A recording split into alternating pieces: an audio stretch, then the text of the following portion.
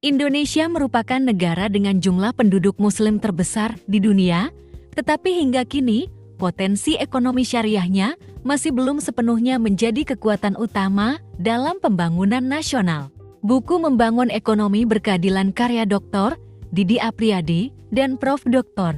Adang Jumhur Salikin hadir untuk menjawab pertanyaan besar tersebut sekaligus menawarkan arah perubahan yang konkret. Sejak bab pertama, pembaca diajak melihat paradoks ekonomi syariah Indonesia yang memiliki potensi hingga ribuan triliun rupiah, namun belum mampu menjadi pusat ekonomi syariah dunia.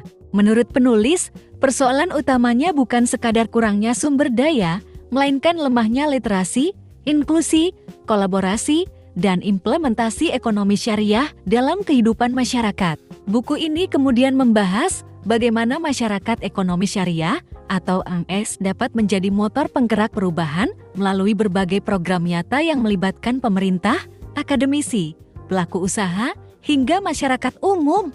Salah satu bagian yang menarik adalah pembahasan mengenai literasi ekonomi syariah.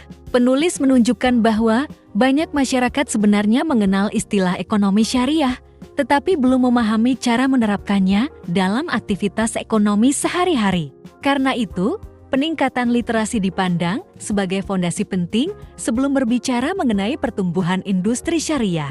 Buku ini juga mengangkat isu-isu yang sangat relevan dengan perkembangan zaman, seperti zakat digital bagi kreator konten, perkembangan fintech syariah, pemanfaatan teknologi blockchain, hingga peluang ekonomi halal di era digital. Semua dibahas dengan bahasa yang mudah dipahami, sehingga tidak hanya cocok bagi akademisi, tetapi juga bagi pelaku usaha, mahasiswa, maupun masyarakat yang ingin mengenal ekonomi syariah secara lebih praktis. Pembahasan mengenai pesantren sebagai pusat ekonomi baru juga menjadi nilai tambah buku ini. Pesantren tidak lagi dipandang hanya sebagai lembaga pendidikan, tetapi juga sebagai pusat pemberdayaan ekonomi umat melalui koperasi, agribisnis halal, kewirausahaan, dan digitalisasi usaha santri. Di bagian akhir, penulis memaparkan strategi besar agar Indonesia mampu menjadi pusat ekonomi syariah dunia pada tahun 2029,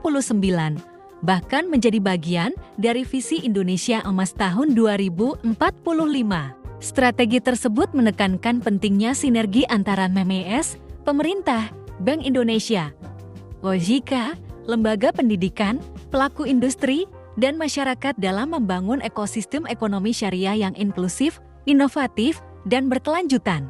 Meskipun pembahasannya cukup komprehensif, beberapa bagian yang berkaitan dengan kebijakan dan regulasi mungkin terasa cukup padat bagi pembaca awam.